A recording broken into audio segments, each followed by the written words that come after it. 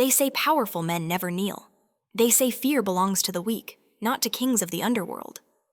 But that night, inside a silent room guarded by guns and shadows, the most feared man on the East Coast dropped to his knees in front of an 11-year-old girl. Not his daughter, not his blood. A runaway child who should have drowned in the storm hours earlier. His voice was calm, but his hands were shaking. "If you walk away," he said quietly, "there is no power I own that can protect me from what I'll lose." No one in the room understood how this girl had gained such control over a man who controlled cities, lives, and secrets. Because it all began with a scream in the rain, a sinking car, and 9 minutes underwater that were never meant to be survived. And the worst part? She almost didn't jump. Emma should have died that night. Not because of the storm, not because of the sea, but because no one stopped. Rain hammered the coastal road like a punishment, turning the asphalt into a mirror of broken light. Cars rushed past in streaks of white and red, tires slicing through puddles, drivers hunched forward, eyes fixed ahead, minds far away from anything that didn't belong to them. None of them noticed the small figure running barefoot along the shoulder. Or maybe they noticed and chose not to care. Sometimes the difference is thinner than people like to admit. Emma was 11 years old, too young to understand why the world had decided she was invisible. Her clothes clung to her thin body, soaked through, heavy with cold rain and salt air. Her hair stuck to her cheeks in dark strands, her lips pale, her hands shaking from more than just the weather. She had not slept properly in 3 days, not real sleep, only the kind that came in short, terrified bursts, sitting upright in bus station bathrooms, under flickering lights, ears trained for footsteps that might mean danger. 3 days ago, she had run from Riverside Children's Home, a place with cheerful posters on the walls and words like safety and care printed in bold. Friendly letters, a place where adults smiled in public and locked doors at night. A place where Mr. Peterson's hands lingered too long, where silence was expected, where children learned quickly that being small meant being powerless. So Emma ran. She ran with a battered backpack that held everything she owned, a change of clothes, half a sandwich wrapped in paper, a stolen roll of duct tape holding her shoes together, and a photograph of her mother from before sickness had hollowed her eyes. Her mother, who used to braid her hair and tell her that the ocean was beautiful because it was honest. It never pretends to be gentle when it isn't. The memory burned as Emma ran along the road, lungs on fire, legs screaming for rest she could not afford. A black SUV slowed beside her. It moved too smoothly, too quietly, like an animal that did not need to rush because it already knew it would win. The windows were tinted so dark they reflected nothing back. No face, no eyes, just a black surface sliding through the rain. Emma did not look at it. She did not slow down. Every instinct she had learned the hard way screamed one word into her bones. Avoid. She had learned to read danger not from threats, but from subtleties, from silence, from the way engines purred instead of growled, from the way adults watched without being obvious about it. The SUV matched her pace for a few seconds, long enough for fear to coil tight in her stomach. Then it drifted forward and disappeared into the rain. Emma kept running. She did not know why tears mixed with the rain on her face. Fear, exhaustion, anger, grief, all of it tangled together until it was impossible to tell where one ended and another began. She only knew one thing if she stopped. Something bad would happen. It always did. Then she heard the scream. It cut through the storm like glass shattering in a quiet room. A woman's scream, sharp, raw, full of a terror that did not belong to imagination. It came from below, from the cliffs that dropped steeply toward the black, churning sea. Emma's feet slowed before her mind could decide. She turned toward the sound, heart pounding, rain blurring her vision. She saw the car. A luxury sedan had lost control on the slick road. It spun once, twice, metal shrieking against the guardrail, then smashed through it as if it were made of paper. For a frozen second, the car hung in the air, headlights glowing like startled eyes. Then gravity claimed it. The vehicle tumbled down the rocks and plunged nose first into the ocean below, with a violent splash that sent white foam exploding upward. Time fractured. People appeared along the guardrail as if summoned by disaster itself. Umbrellas bloomed. Phones rose. Voices overlapped. Someone shouted for help. Someone else yelled that emergency services were on the way. Someone said it was too late. No one moved. Emma stood at the edge of the cliff, rain soaking her hair, heart slamming against her ribs. The ocean below was wild, angry, waves crashing against the rocks with relentless force. The car was already sinking, water swallowing it inch by inch. Then Emma saw it. A hand, pale fingers slamming weakly against the inside of the window. Someone was alive. The crowd murmured, a ripple of shock passing through them, but their feet stayed planted. Distance has a way of making tragedy feel like a story instead of a responsibility. The cliff was steep. The water was dangerous. There were reasons not to act, and people clung to them tightly. Emma did not think in reasons. She thought in moments. If she turned away now, she would live. If she jumped, she might not. She thought of Riverside, of locked doors and whispered warnings between children, of adults who looked away when it was easier than getting involved. She thought of her mother's voice telling her that the ocean was honest. Cruel? Yes, but honest. Her backpack slipped from her shoulder and hit the wet ground with a dull thud. She kicked off her broken shoes, the duct tape peeling away as if relieved to be done holding on. Cold stone bit into her bare feet. The wind howled. The rain stung her skin. Her heart hammered so loudly she was sure everyone could hear it. Emma did not scream. She did not hesitate. She jumped. The fall was short but brutal. The ocean slammed into her like a wall, knocking the breath from her lungs. Cold seized her muscles, stole her strength, wrapped around her chest in a crushing grip. Salt burned her eyes. Waves dragged at her body, trying to pull her sideways into the rocks. She fought, not gracefully, not heroically. She fought like a child who had learned that surrender was more dangerous than exhaustion. She kicked, clawed, forced her arms to move even as they screamed in protest. The car was sinking fast now, its rear end dipping lower, water pouring through shattered glass. Inside, the woman was still there, trapped, her movements growing weaker by the second. Emma dove. Darkness swallowed her. The world narrowed to the pounding in her ears and the burning in her lungs. She struck the side of the car, fingers scrabbling for a grip, finding only slick metal and rushing water. Panic flared, sharp and blinding, but she pushed it down. Panic wasted oxygen. Panic killed. She surfaced once, gasping, then dove again, deeper this time. Above the cliffs, someone shouted her to stop. Someone else screamed. The ocean did not care. Emma reached the car just as it sank another foot, water claiming more space, more air. She pressed her hands against the glass and looked inside. The woman's eyes met hers. In that instant, something passed between them that had nothing to do with names or status or the lives they had lived before this moment. It was pure and simple and devastating, a plea to be seen, to not be abandoned. Emma took the deepest breath she had ever taken in her life and disappeared beneath the surface again. No one on the cliff knew her name. No one knew her story. And no one could have guessed that inside that sinking car was Isabella Romano, the wife of the most feared mafia boss on the East Coast, or that the next 9 minutes would bind a runaway child and a criminal empire together in a way that neither of them could ever escape. Because some choices, once made, change everything. If this story touched your heart, follow the channel to enjoy many more heart-stirring stories every week.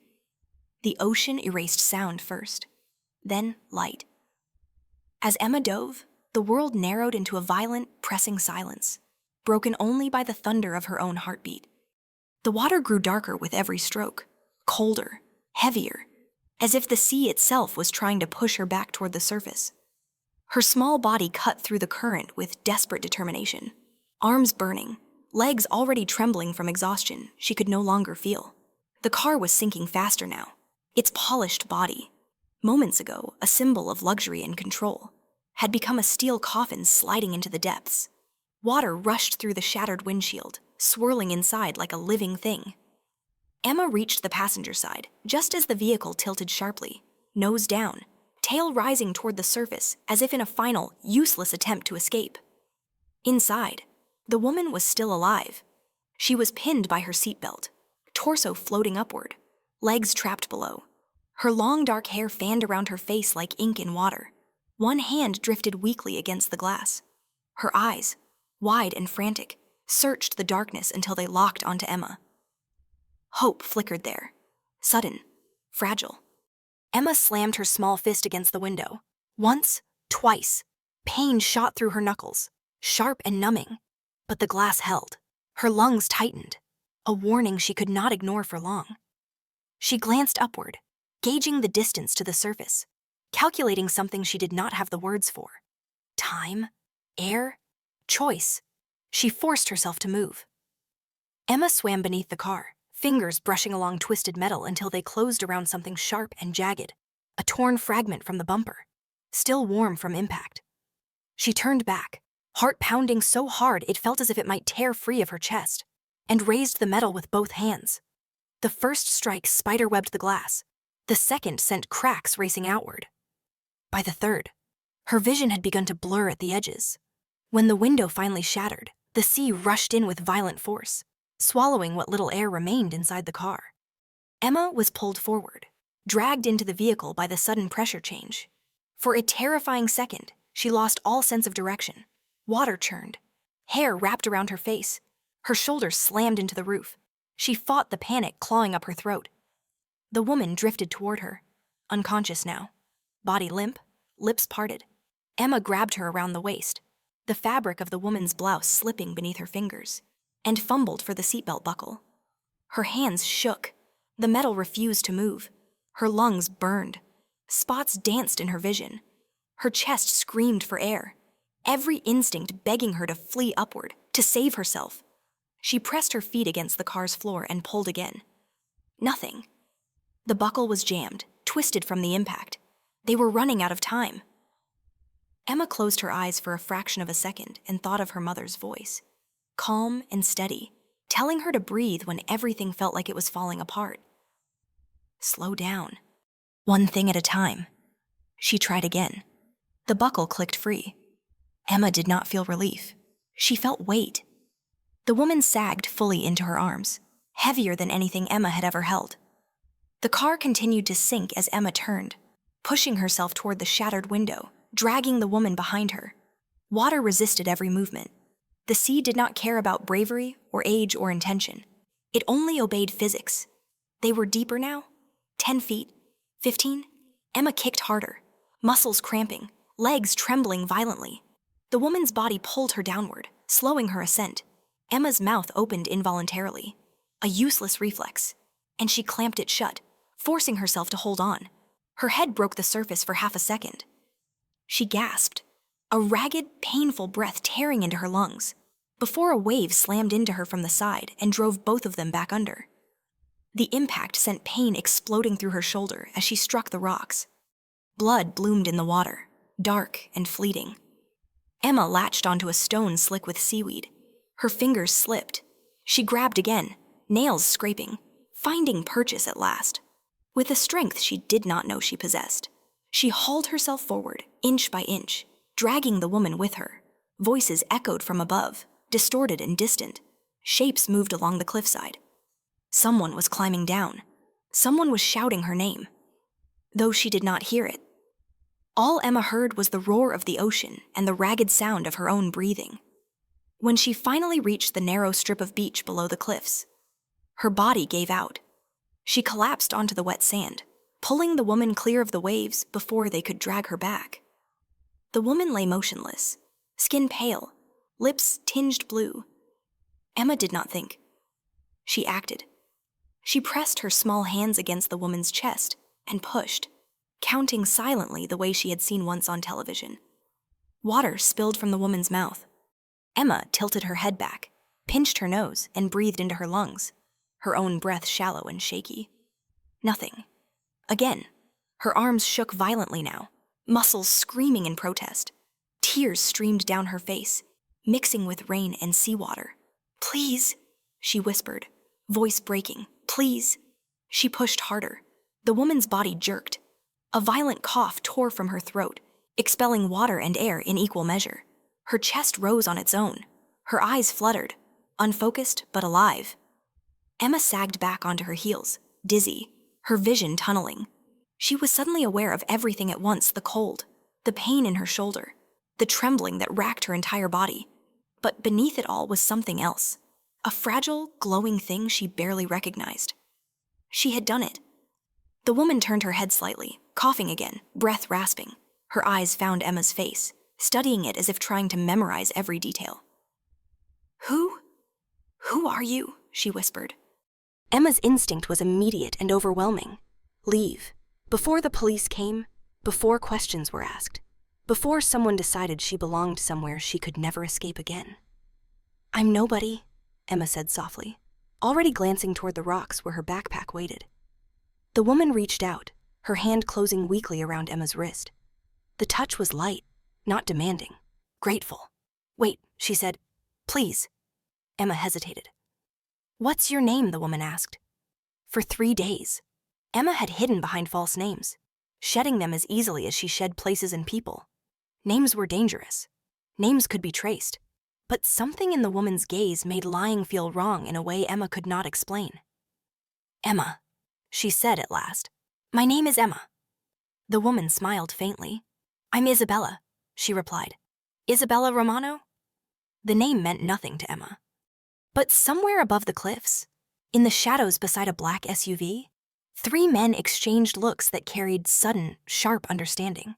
And far away, in a hospital waiting room filled with sterile light and restless silence, a man who ruled through fear felt something he had not felt in years tighten around his heart. Because his wife was alive, and a debt had just been born. The first siren cut through the storm minutes later, sharp and urgent, slicing the night open. Red and blue lights washed over the cliffs, turning rain into falling sparks. Paramedics rushed down the narrow path, boots slipping on wet stone, voices tight with controlled urgency. Emma stepped back instinctively, retreating into herself as they took over, hands efficient, movements practiced. Isabella was lifted onto a stretcher, oxygen mask pressed to her face. Her eyes searched once more, finding Emma at the edge of the chaos. For a fleeting second, their gazes locked. Gratitude passed between them, wordless and heavy, before the stretcher was rolled away. Emma did not wait. She moved toward the rocks, heart pounding, fingers numb as she grabbed her soaked backpack. The familiar weight steadied her. It meant she could still leave, that she still belonged only to herself. She turned away from the flashing lights, from the questions forming in the air, and began to climb the slope back toward the road. That was when she felt it. Not a sound, not a touch. A presence. Emma had learned to recognize it during nights spent half awake in unfamiliar places, when danger hovered just outside sight. She did not look back. Looking back made things real. She focused on the ground, on placing one bare foot in front of the other, ignoring the tremor in her legs. "Easy there." The voice was calm, almost gentle, carrying through the rain without effort. It did not chase her. It did not demand. It waited. Emma froze. She turned slowly, every muscle coiled, ready to run or fight or scream if she had to.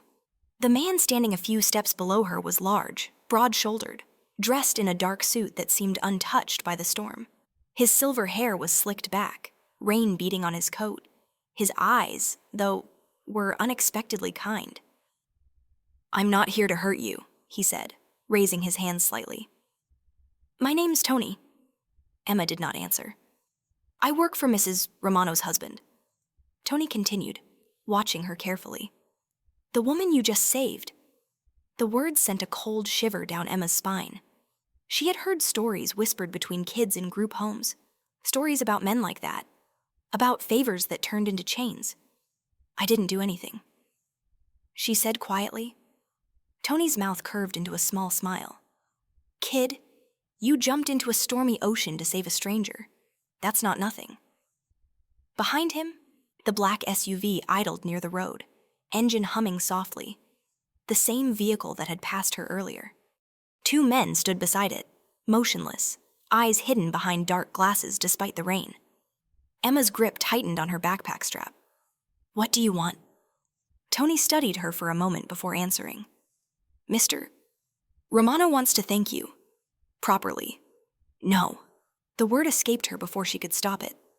"I have to go." Tony's gaze flicked briefly to her bare feet, to her trembling hands. to the bruises already darkening her skin.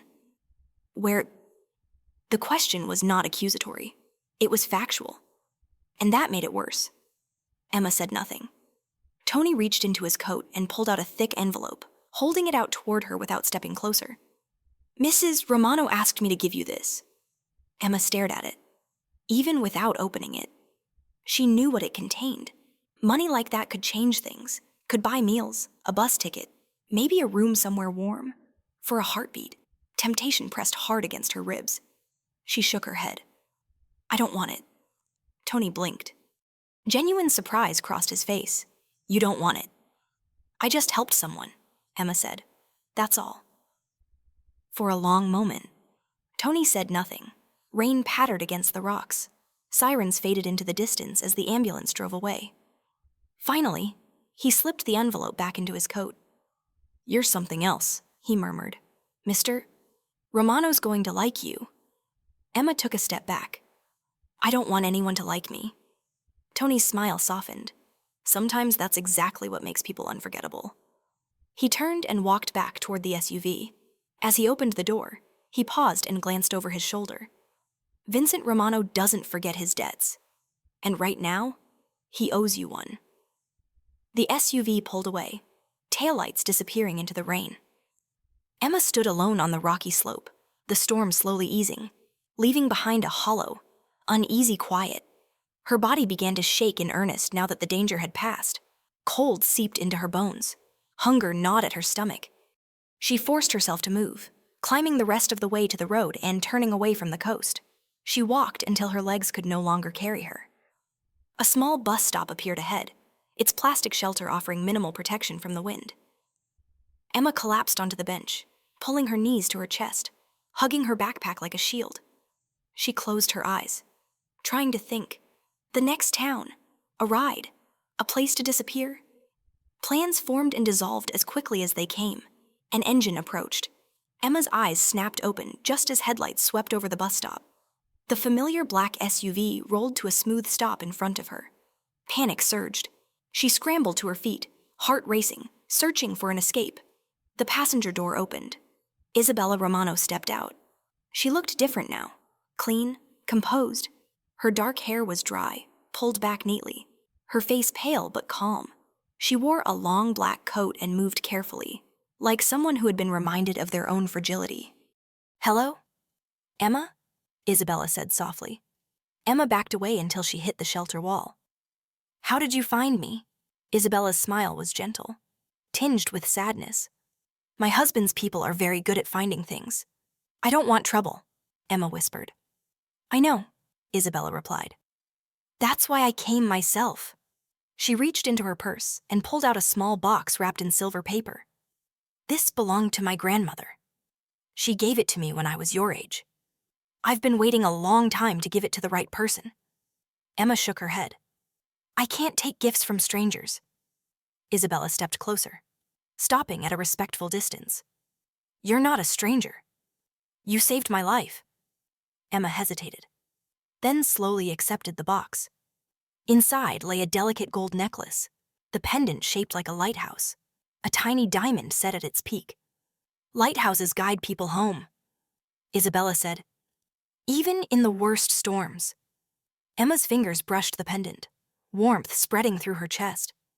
"There's something else," Isabella added quietly. "My husband would like to meet you.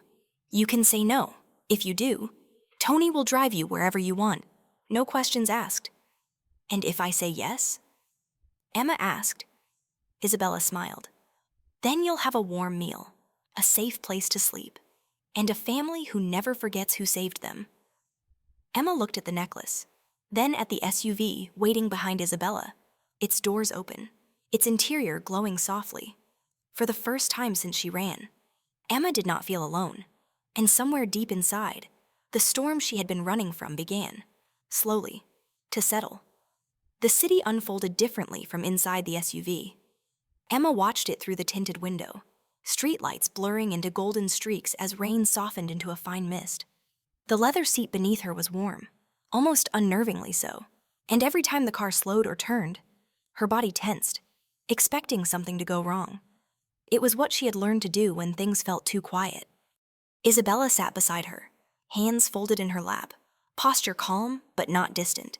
She did not crowd Emma with questions or promises. She simply stayed, her presence steady, as if she understood that trust could not be demanded, only offered. "Are you cold?" Isabella asked softly. Emma shook her head. Though it was a lie, the cold lived deeper than skin now, settling in places warmth could not easily reach. They drove farther from the coast, through neighborhoods Emma had never seen.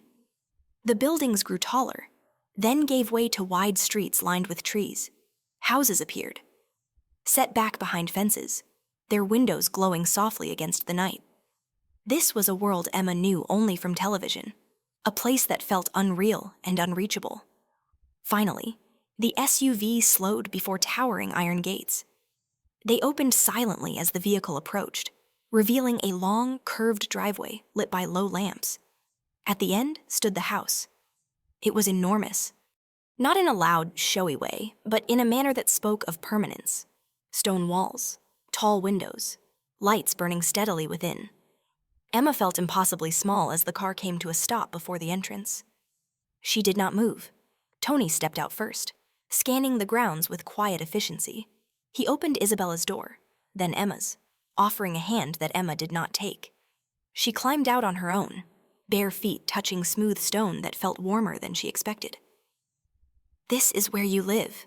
Emma asked, her voice barely above a whisper. Isabella nodded. "Yes." Emma's stomach twisted. She looked down at her borrowed clothes, at the faint bruises blooming on her arms, at the lighthouse pendant resting against her chest. She did not belong here. Places like this had rules, expectations. They swallowed children like her whole and left nothing behind. The front doors opened before they reached them. A woman with gray hair pulled into a neat bun stood waiting, her expression tight with worry that softened instantly when she saw Isabella. "Mrs. Romano?" she breathed. "Thank God, I'm fine." "Maria," Isabella said, touching the woman's arm. "Thanks to her?" Maria's gaze dropped to Emma. It lingered, searching, then warmed. She knelt slightly, bringing herself closer to Emma's height without forcing eye contact. "So you're the brave one." Emma shifted, unsure how to respond. "Come inside," Maria said gently. "You must be freezing." The warmth hit Emma the moment she crossed the threshold, not just from the temperature, but from the quiet hum of life inside the house. Soft light, the faint scent of clean linen and something floral. The marble beneath her feet gleamed, reflecting the chandelier overhead, its crystals catching the light like frozen stars. Emma stared, overwhelmed. She had never seen a place like this in real life. It felt less like a home and more like a dream she was afraid to touch too closely. "Mr. Romano is waiting," Maria said, then paused, glancing at Emma's damp hair and trembling hands. "But first, perhaps a bath." Isabella smiled. That would be good. Emma wanted to refuse, wanted to say she was fine, that she didn't need anything. But her body betrayed her. A sudden shiver running through her, sharp and uncontrollable. Isabella noticed and gently placed a coat around her shoulders, the fabric soft and heavy. Maria led them up a sweeping staircase, her footsteps quiet on the carpeted steps. The hallway upstairs was lined with framed photographs. Emma glanced at them as she passed celebrations, gatherings, faces smiling freely, a life filled with moments that lasted.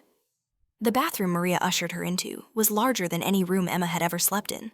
White marble, gold fixtures, towels folded neatly on a rack, steam already curled from the surface of a deep bathtub. "Take your time," Maria said. "I'll bring you something clean to wear." When the door closed, Emma stood still, listening. The silence felt thick, dangerous. She half expected someone to burst in, to demand something in return. But nothing happened.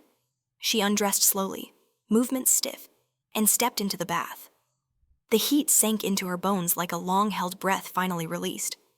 For a moment, she could not stop the sound that escaped her throat, something between a sigh and a sob. She submerged herself completely, letting the water close over her ears, drowning out the world. When she surfaced, tears streamed down her face, unnoticed among the droplets clinging to her lashes.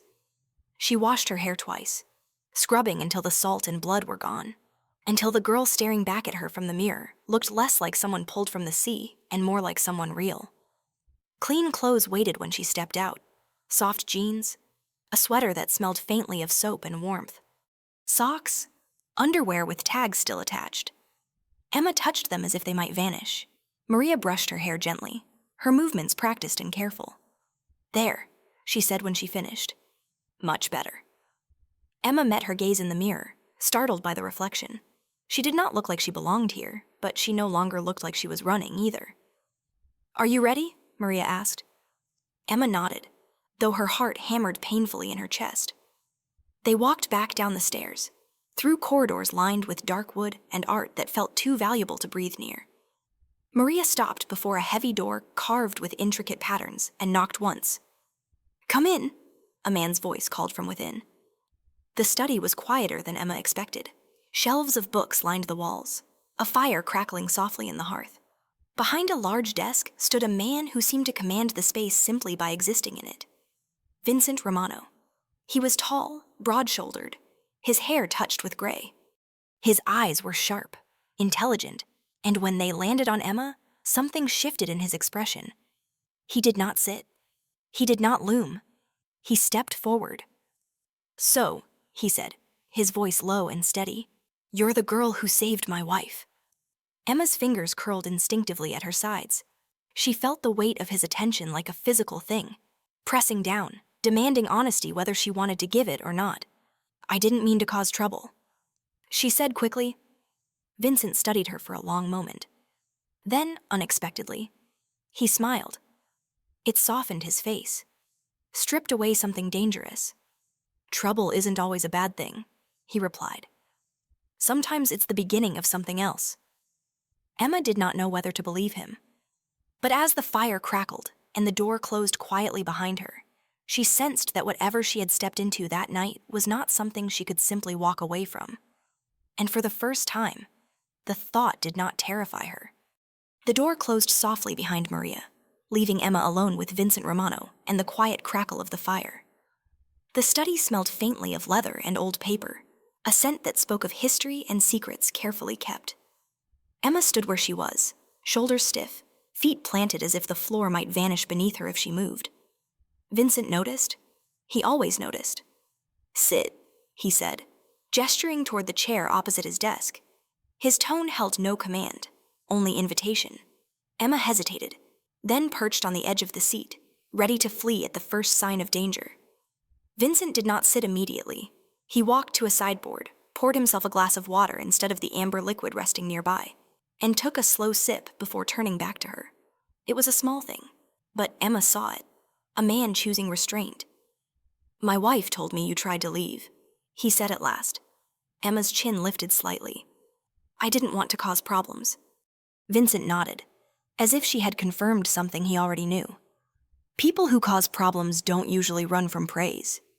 He sat across from her then, leaning forward, forearms resting on his knees. The posture closed the distance between them without crowding her. It was deliberate. Everything about him felt deliberate. "Tell me something." "Emma," he said quietly, "when you jumped into the ocean, what were you thinking?" Emma's fingers tightened in her lap. Images surged uninvited dark water, burning lungs, the woman's eyes behind the glass. She swallowed. "I wasn't thinking. If I thought too much, I wouldn't have done it." Vincent's mouth curved into something like a smile, though his eyes remained serious. "That's usually how the bravest things happen." "I'm not brave," Emma said quickly. "I was scared." "Bravery isn't the absence of fear," Vincent replied. "It's deciding something matters more." The words settled heavily between them. Emma looked away, gaze drifting to the shelves of books lining the walls. Titles she couldn't read from where she sat. Stories she would never know. "I don't want money," she said, the sentence tumbling out before he could say more. "Your man offered." "I said no." Vincent's eyes sharpened. "I know." That surprised her. "You know I know everything my people do," he said evenly. "And I know you refused." Silence stretched. Emma waited for anger, for disappointment, for the moment where his kindness would crack and reveal something else underneath. It didn't come. Why, Vincent asked instead. Emma frowned. Because money always means something. It never comes alone. Vincent studied her with renewed intensity. Not suspicion. Respect. You're right. He stood and crossed the room, stopping before a framed photograph on the wall. He lifted it down carefully and brought it to her. It showed a younger Vincent in a dark suit, standing beside Isabella in a white dress, both of them smiling as if the world had been generous and kind. Emma stared at it longer than she meant to. "We've been married 23 years, Vincent said. She's my compass.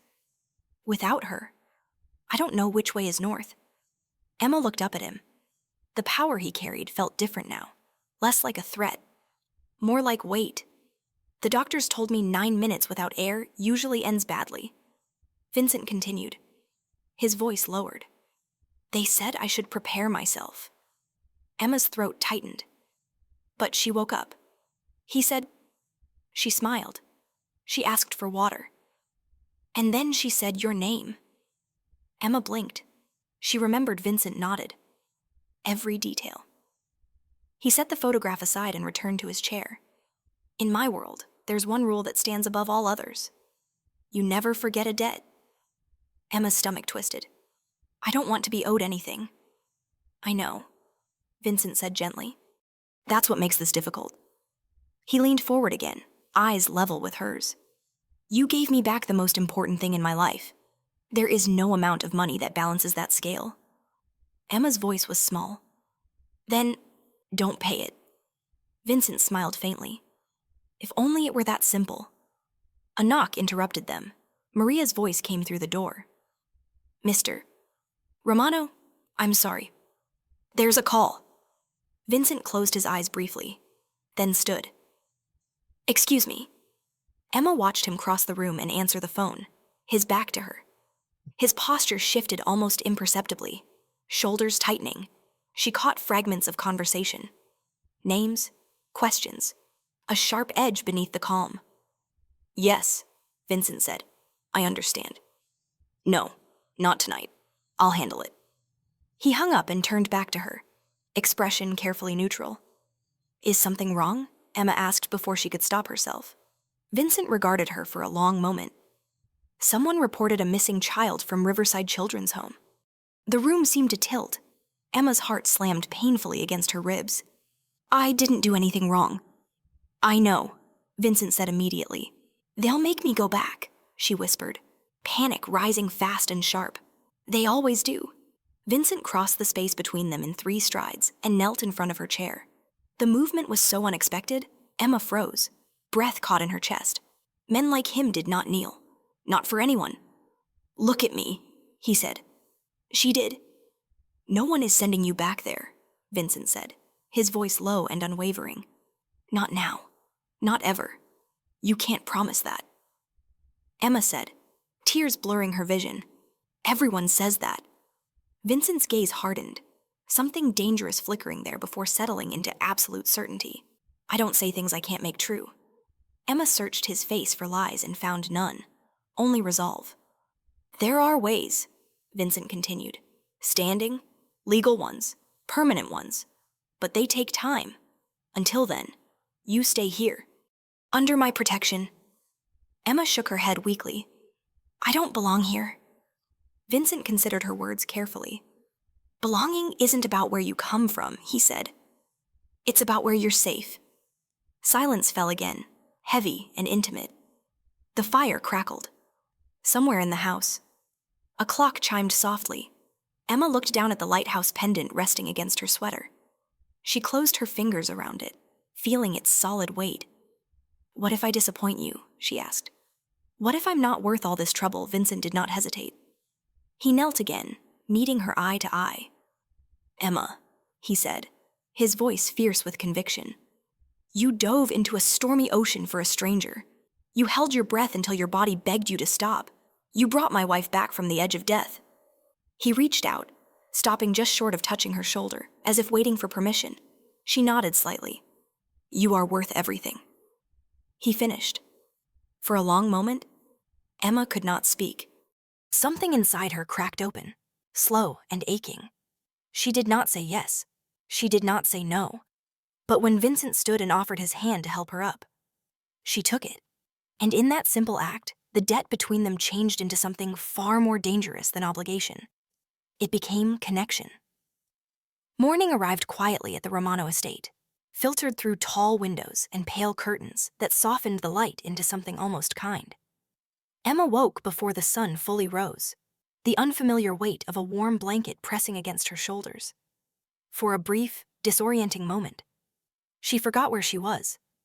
Then the scent of clean sheets, the silence too perfect to be real, reminded her.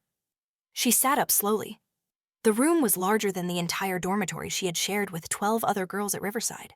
A wide bed, a desk by the window, shelves that waited to be filled with things that belonged to someone. To her. The thought made her chest tighten. Good things never lasted. They never stayed unclaimed. Emma slipped out of bed and crossed to the window. Outside, the garden stretched endlessly, dew clinging to leaves like tiny fragments of light. Men moved along the perimeter, quiet and alert, their presence steady and unmistakable. Protection, Vincent had called it. It looked a lot like surveillance. A soft knock interrupted her thoughts. Emma Isabella's voice carried warmth through the door. "May I come in?" Emma hesitated, then nodded. Isabella entered with a small smile, dressed simply, her movements careful but confident. She looked stronger than she had the night before, color returning to her face. "I hope you slept," Isabella said. Emma shrugged. "A little." Isabella nodded, understanding more than she let on. She crossed the room and handed Emma a neatly folded set of clothes. "We'll have breakfast downstairs. And later, if you'd like, we can talk about school." The word hit Emma like a sudden gust of cold air. "School?" "Yes," Isabella replied gently. "A normal one. Close by, small classes." Emma's instinctive response rose fast and sharp. "I don't need school. I won't cause trouble." Isabella studied her carefully. "This isn't about keeping you busy," she said. "It's about giving you choices." Choices. Emma had learned early that choices were illusions adults used to make children feel responsible for things they never controlled. Downstairs, the dining room felt impossibly bright. Sunlight poured in through tall windows, illuminating a table set with more food than Emma had seen in weeks. Fresh bread, fruit, eggs still steaming. The smell alone made her stomach ache with hunger she tried to ignore. Vincent sat at the head of the table, reading something on his tablet. He looked up as they entered, his expression shifting immediately when his eyes found Emma, not softened, focused. "Good morning," he said. Emma nodded, unsure of what the proper response was to a man like him in a place like this. They ate mostly in silence. Emma forced herself to eat slowly, carefully, aware of every movement. Across the table, Vincent observed without appearing to. He noticed how she flinched when a chair scraped too loudly, how her shoulders tightened whenever someone stood. After breakfast, Vincent rose. "I need to step out," he said, glancing at Isabella. "Tony will drive you both later." Emma froze. The idea of being left behind, even here, sent a ripple of unease through her. Vincent noticed. He crouched slightly, lowering his voice. "I'll be back this afternoon." She nodded, embarrassed by the relief she couldn't hide. Once he was gone, the house felt different. Still safe, but quieter, less anchored. Tony drove them into the city, the estate gates closing behind them with a heavy finality. Emma watched the iron bars slide into place, an uneasy thought curling in her chest. She had wanted safety. She hadn't considered what it might cost. The school was smaller than she expected, tucked behind a line of old trees. Children moved through the courtyard, laughing, backpacks slung carelessly over their shoulders. Emma stared. It looked like a different species of childhood. Inside, the headmistress greeted Isabella warmly. Papers were signed, names exchanged. Emma answered questions in a quiet voice, careful not to say too much. She had learned how words could be used against you. As they left, Emma noticed a man across the street, leaning against a lamppost, pretending to scroll on his phone. His gaze flicked up just long enough to meet hers. Cold crept up her spine. In the car, she said nothing, but her fingers twisted tightly in her lap. Tony noticed. Something wrong. Kid? There was a man, Emma said softly. Outside the school. Tony's jaw tightened almost imperceptibly. What did he look like? Emma described him. Tony nodded once, already reaching for his phone. Good eyes. Back at the house, tension hummed beneath the calm. Emma sensed it in the way voices lowered, in the way footsteps moved faster. She retreated to the room that was supposed to be hers and sat on the bed, clutching the lighthouse pendant. Late afternoon light stretched long shadows across the floor when Vincent returned. He found Emma in the garden, sitting on the edge of the fountain, staring into the water. He dismissed the guards with a look and approached quietly. Tony told me. He said. Emma didn't look up. I didn't imagine him. I know. They'll come for me, she whispered. Riverside doesn't let things go. Vincent sat beside her, close enough that she could feel his presence, steady and unyielding. They already tried. Her head snapped up. What? This morning, Vincent said calmly. They filed an emergency request for your return, claimed you're unstable, a risk to yourself. Emma's breath came faster. That's not true. Truth is flexible to people like that, Vincent replied. But so is power. What did you do? She asked. Vincent's gaze hardened, a familiar darkness flickering there. I reminded them who they were dealing with, and I started an investigation. Emma stared at him. You're fighting them. For me, Vincent turned to face her fully. Emma, listen to me. Safety isn't just walls and guards. It's making sure no one can drag you back into the dark when you finally find the light. She swallowed hard. And if they don't stop, Vincent's voice dropped. Deadly calm. Then I won't either. Emma looked at the water again, her reflection rippling and uncertain. She had wanted to disappear. Instead, she had become visible in a way she had never been before. Vincent stood and offered his hand. She hesitated only a second before taking it. As they walked back toward the house, Emma realized something unsettling and undeniable. For the first time in her life, someone powerful had chosen her side, and that kind of protection could change everything, or destroy it. The house changed after that, not in ways that could be named easily, but in the subtle tightening of routines. The way guards rotated more frequently, the way Tony's phone never left his hand. Emma noticed everything. Survival had trained her to read rooms before words ever formed. She began school 3 days later. Each morning, the SUV stopped at the same corner, never directly at the gate. Tony insisted on it. Patterns get people killed, he said lightly, but his eyes were serious. Emma climbed out with her backpack held close, the lighthouse pendant hidden beneath her sweater. The school was quiet, orderly, too clean. Teachers smiled kindly but watched her carefully, as if expecting her to break. Children whispered. Some stared. Emma kept her head down and listened more than she spoke. She learned quickly. Not just lessons, but people. Who lied to sound important. Who lied to hide fear. Which smiles were harmless and which carried hunger. By the end of the first week, she knew who to avoid and where the blind spots were between buildings. It was during lunch on Friday that everything shifted. Emma sat alone beneath a jacaranda tree, peeling an orange with careful fingers. Laughter drifted across the yard. She had almost finished when a shadow fell over her. You're the new girl. Emma looked up. A boy stood there, maybe 14. His uniform rumpled, his expression curious rather than cruel. Yes, she said. They say you live with the Romanos. He continued. Is that true? Her grip tightened on the orange. I live with friends. The boy grinned. That's still cool. My dad says Vincent Romano owns half the city. Emma said nothing. The boy crouched, lowering his voice. My cousin works at Riverside. The world narrowed to a single point. What he says they're mad. The boy went on, unaware. Says you cost them a lot of money. Emma stood so quickly the orange fell, rolling across the ground. She didn't care. She walked away, heart hammering, the boy's voice fading behind her. That night, Emma couldn't sleep. The house was quiet, but not peaceful.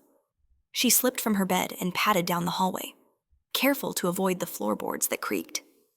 Light spilled from beneath the study door. Vincent's voice carried through, low and controlled. "No," he was saying. "I won't give her up." A pause. "I don't care who's asking." Emma pressed herself against the wall. Breath shallow. "You think this is about pride?" Vincent continued, steel threading his words. "It's about what's right." Another pause, longer this time. "Then consider this my answer." The line went dead. Emma stepped back just as the door opened. Vincent froze when he saw her, surprise flickering briefly across his face. "How long have you been standing there?" he asked gently. "Long enough," Emma said. Her voice trembled despite her effort to steady it. "They're coming, aren't they?" Vincent studied her, weighing truth against protection. He chose honesty. "They're trying," he said. "Riverside isn't acting alone. They've found allies." "Allies," Emma whispered. "People who don't like owing me favors." Vincent replied. "People who think taking you back would remind me of my limits."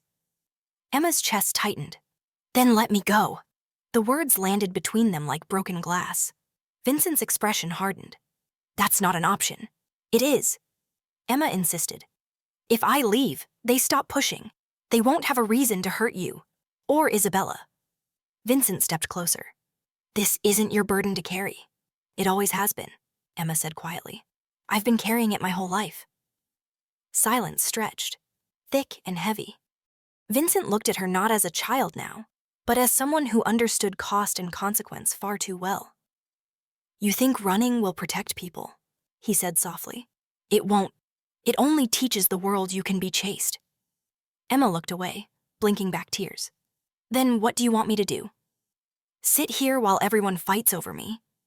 Vincent exhaled slowly. "I want you to stay. And I want you to trust me."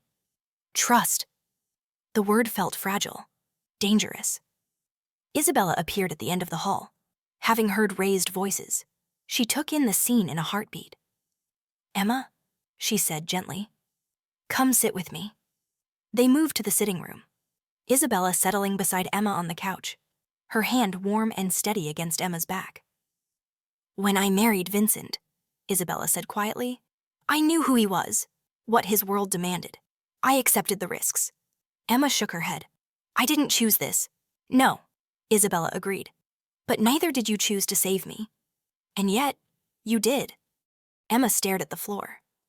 "I don't want anyone hurt because of me." Isabella's voice softened. "Sometimes being loved means others will fight for you, even when you wish they wouldn't."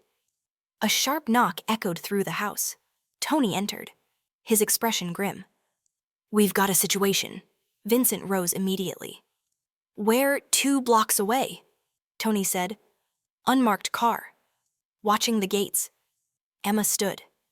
"They found me." Vincent placed a hand on her shoulder, firm and grounding. "They found where you are. That's not the same thing." He turned to Tony. "Move her."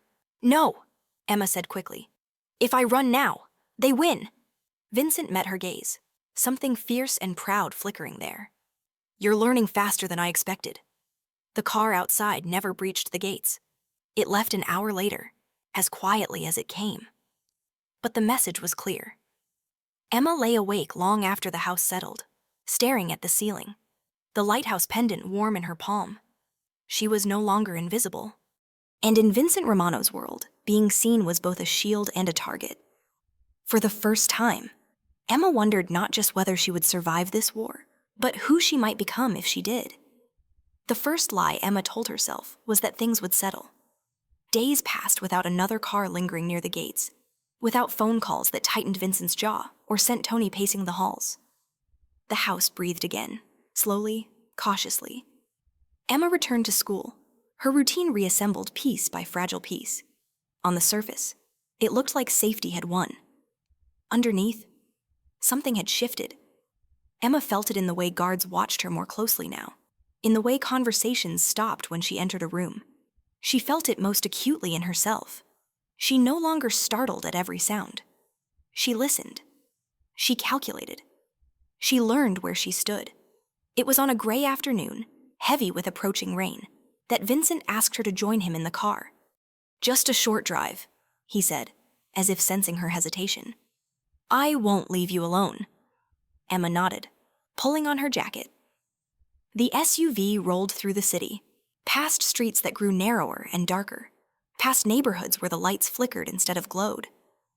She pressed her forehead lightly to the glass, watching the world change. "This isn't the way to school," she said quietly. "No," Vincent replied. "It isn't."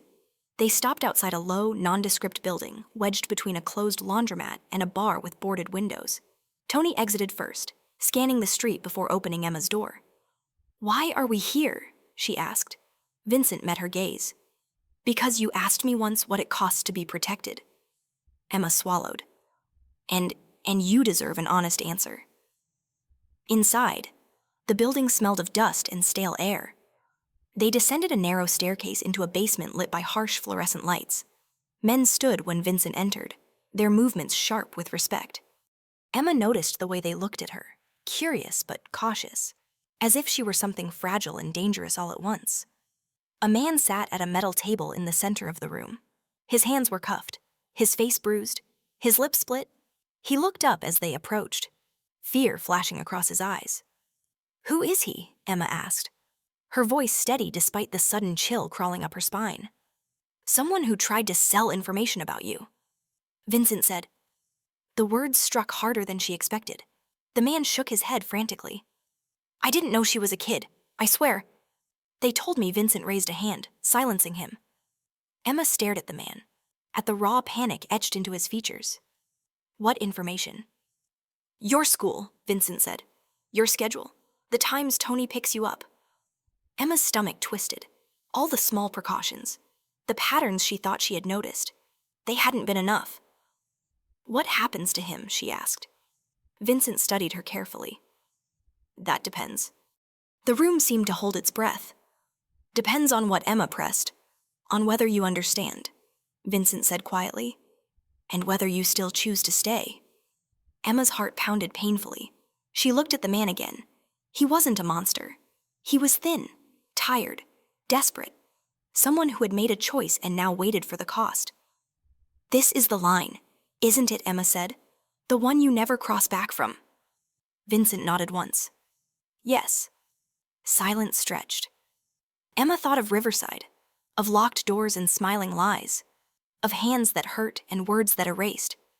She thought of the ocean, of how close death had felt, and how alive she had been in that moment. She turned to Vincent. "If I say no? If I say I don't want this?" Vincent's voice softened. "Then you walk away. I'll still protect you. Just differently." Emma looked at the man again. He met her gaze, eyes wet, pleading. "What did he think he was buying?" she asked. "Leverage," Vincent said. "People always do." Emma closed her eyes briefly. When she opened them, something inside her had hardened, not into cruelty, but into clarity. "Let him go," she said. A murmur rippled through the room. Tony stiffened slightly. Vincent did not react immediately. "You're sure?" "Yes," Emma replied. "But not for free?" The man looked up sharply. "He tells you who paid him," Emma continued. "Every name, every connection. And he never comes near me again, not even by accident." Vincent studied her, a slow, dangerous smile forming. "You learn quickly." He nodded to Tony. "Do it." The cuffs were removed. The man collapsed in relief, sobbing his thanks as he was pulled to his feet and escorted out. When the room emptied, Vincent turned back to Emma. "You could have chosen differently." "I know," she said, "and maybe someday I will." Vincent regarded her with something like pride, something like worry. "You didn't just spare him," he said. "You drew a boundary." Emma exhaled shakily. "I don't want to become someone who forgets what fear feels like." Vincent's expression softened. "That's how I know you won't." The drive back was quiet. Rain streaked the windows, blurring the city into water and light. Emma stared at her reflection, barely recognizing the girl looking back. That night, she dreamed of the ocean again. But this time, she wasn't drowning. She stood on a cliff, lighthouse blazing behind her, watching ships navigate the storm because of her light. She woke with her heart racing and the certainty that something irreversible had begun. Emma had seen the line, and she had learned she could stand beside it without stepping over. For now, after that night, Emma stopped pretending she was only a guest. She still moved carefully, still listened more than she spoke. But something in her posture changed. She walked the halls of the Romano house as if they might remember her footsteps. The guards noticed. So did Isabella, who watched with quiet relief as Emma began leaving the door to her room open, as if no longer expecting the world to rush in uninvited. The investigation into Riverside moved quickly. Then, all at once, Vincent did not tell Emma everything. He never had. But she overheard enough. Names surfaced. Paper trails unfolded. Donations that weren't charity. Complaints that had vanished before anyone could read them. The kind of rot that thrived in places where children were taught not to speak too loudly. One afternoon, Emma returned from school to find Vincent waiting in the sitting room, his jacket folded beside him, his expression unreadable. "Come sit," he said. She did. "They won't be taking you back," Vincent said simply. "Ever." Emma's breath caught. "What do you mean Riverside is being shut down?" He continued. "Effective immediately. There will be charges, investigations. People will answer for what they did." The room felt suddenly too small, too bright. Emma pressed her hands together to keep them from shaking. "And me," Vincent met her gaze. "You're free." The word landed softly, dangerously. Free was not something Emma trusted. It had been promised too many times, taken away too easily. Isabella appeared in the doorway, her eyes shining. She crossed the room and knelt in front of Emma, taking her hands gently. This time, "It's real." Tears blurred Emma's vision before she could stop them. She bowed her head, shoulders trembling as years of fear loosened their grip, spilling out in quiet, broken sobs. Isabella held her without speaking, without trying to fix what could only be felt. That night, the house gathered around the long dining table, not for business, but for something almost celebratory. Maria cooked Emma's favorite meal without being told. Tony lingered longer than usual, telling stories that made Isabella laugh despite herself. Emma watched them, this strange constellation of people who had aligned themselves around her life, and felt something warm and terrifying bloom in her chest. Belonging. Later, Vincent found her in the garden, sitting on the low stone wall, the lighthouse pendant glinting faintly in the moonlight. "You did this," Emma said without looking at him. Vincent sat beside her. "I helped." "You didn't have to," she replied. "You could have walked away, protected me quietly, let the rest stay broken." Vincent was silent for a long moment. "I could have," he admitted. "But then I'd be teaching you the wrong lesson." Emma glanced at him. "Which is, that power only exists to protect itself," he said. "And that's a lie I've spent too long believing." She studied his profile, the lines carved by years of difficult choices. "You're changing." Vincent smiled faintly. "So are you." Spring arrived slowly, cautiously, like something afraid to be chased away. Emma settled into school, no longer watched with suspicion, but with curiosity. She made one friend, then another. She learned what it felt like to raise her hand without fear, to walk home laughing, to complain about homework instead of survival. The guards remained, but they relaxed. The gates still closed at night, but they no longer felt like barriers. They felt like shelter. One evening, Vincent invited Emma into the study again. This time, the fire burned low, the room softened by shadow. "There's one last thing," he said. Emma's stomach tightened instinctively. "What kind of thing, a choice?" Vincent replied. He handed her a folder. Inside were documents, official and heavy with consequence. Emma scanned the words slowly, her heart pounding. Adoption. Her hands trembled. "You don't have to do this." Vincent's voice was steady. "I know. You already gave me safety," she said. "A future." "Yes," he agreed, "yes. But this isn't about obligation. It's about family." The word echoed painfully. Isabella stepped forward then, her eyes gentle but resolute. "We're not asking you to replace anything," she said, "or anyone. We're asking if you want to stay. Permanently. Emma looked between them. These two people bound by love and shadow, who had made space for her without asking her to disappear. What if I'm difficult? Emma asked. What if I don't fit? Vincent smiled, real and unguarded. Then you'll be exactly like the rest of us. Emma laughed, a soft, startled sound that felt foreign and wonderful. She looked down at the papers again, then at the lighthouse pendant resting against her heart. I don't know how to be a daughter, she whispered. Isabella reached for her hand. We'll learn together. Silence settled, not heavy this time, but full. Emma nodded. Yes, she said. The word did not explode or shatter the world. It simply settled into place, like the final piece of something long unfinished. That night, Emma stood at her window, watching the estate lights glow against the dark. She pressed her palm to the glass, feeling the quiet hum of a life that no longer felt borrowed. Fear had shaped her, but it no longer defined her. And somewhere between the storm she had jumped into and the home she now stood within, Emma understood something simple and profound. Happy endings were not about forgetting the dark. They were about choosing, every day, to step into the light anyway. The day the papers were finalized did not arrive with thunder or ceremony. It came quietly, on a morning washed in soft sunlight, the kind that slipped through curtains without asking permission. Emma sat at the long dining table with a pen resting between her fingers. The document spread before her like something both fragile and permanent. Her name appeared there, printed neatly, no longer temporary, no longer waiting to be erased. Emma Romano.